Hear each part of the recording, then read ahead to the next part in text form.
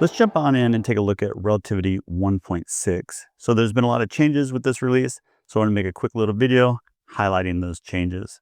So the first thing is that the different dimensions for offset work independent of one another now.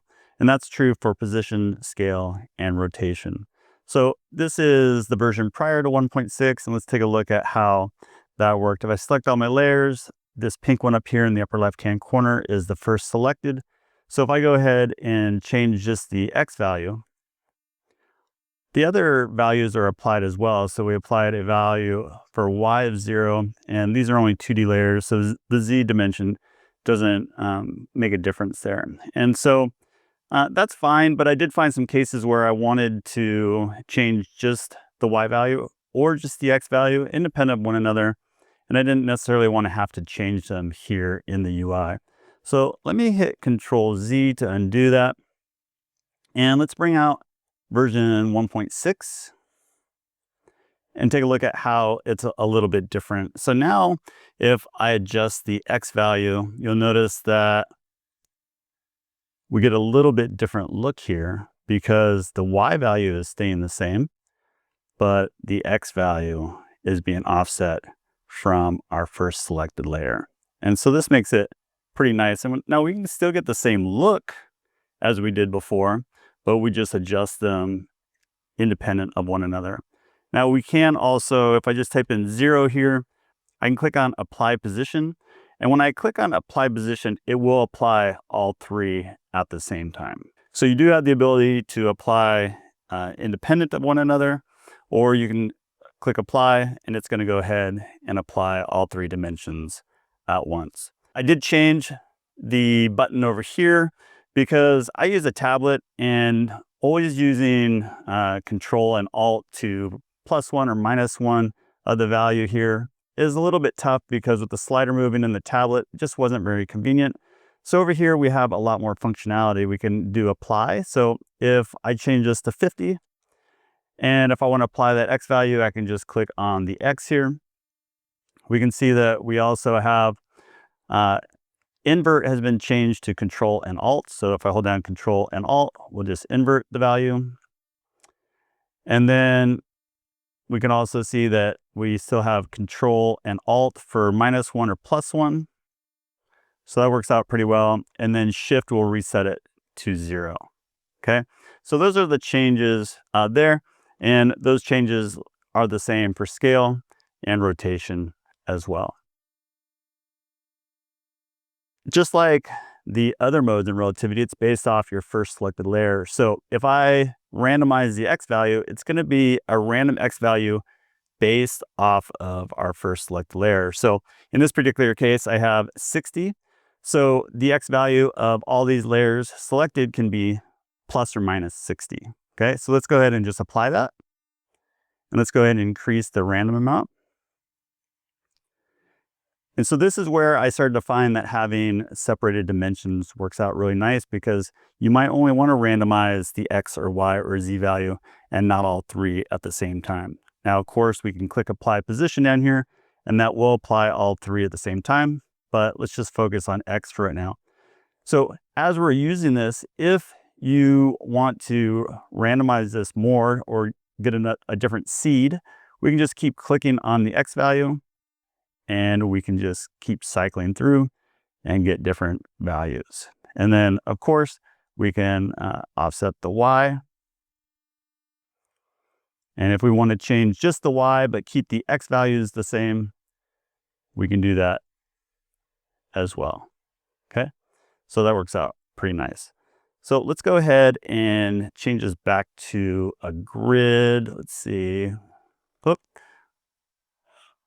I'm going to get my pink box in the upper left-hand corner, and then let's just go ahead and change this to 5, and we'll get back into a grid. Let's see where we are here. Okay, nice.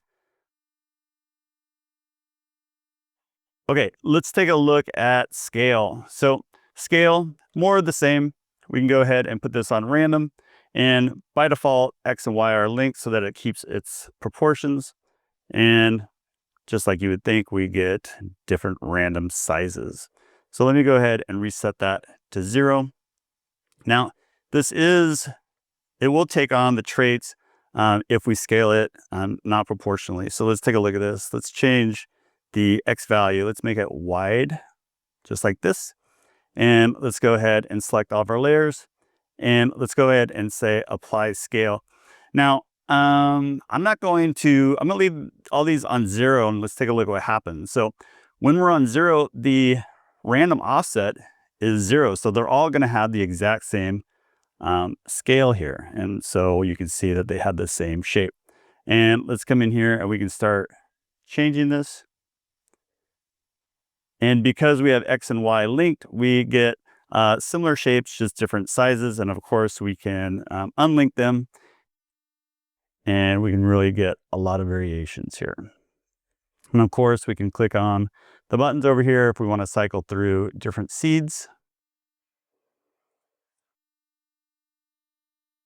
So with rotation, again, if we put this on random, and I'm going to come down to our first layer here, and let's just go ahead and rotate this. And I'm just going to say 45.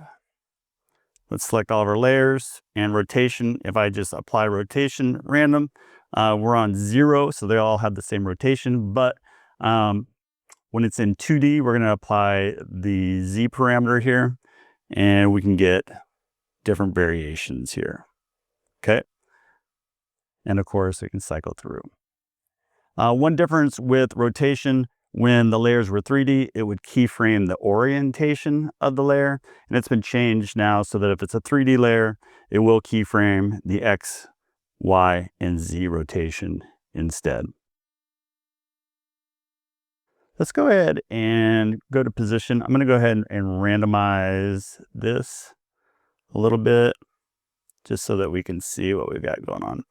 So my first selected layer is the pink one. Let's come over here to matrix and let's go to auto row. And now you can choose X only values. So typically if I just put them on anchor point and run it, we're going to get them in a perfect row here. And the distance from the left side of the comp to our first selected layer is the same as the right side of the comp and our last selected layer. Okay. However, let's hit Control Z to undo that.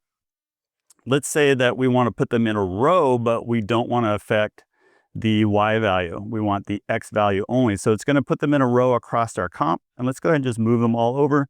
So the pink one's a little bit closer to the left side. And let's go ahead and run this. And so now the distance between the left side of the comp and our first selected layer is the same as the right side of the comp and our last selected layer. And so this makes it really nice if you want to distribute layers across your comp without disrupting the Y value. And then of course we also have auto column, and then we have the opposite here. We can have Y value only. So let me come back over here to position and just change this a few times. Our first selected layer is the pink one, so I'm going to move it up here at the top so it's close to the top edge. Let's go back to matrix, auto column, Y value only. It's going to distribute the layers vertically, but keep the X value the same.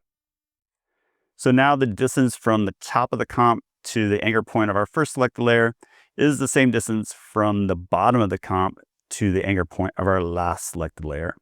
And so this makes it really nice to be able to get in here and distribute layers just vertically, keeping our horizontal the same. And so then we can come over here. And so this is where it was nice to be able to randomize values independent of one another. So those are the new features of Relativity 1.6. I hope it helps you out in your next project. If you have any feature ideas that you think would be a great fit, please email me, and thanks for watching.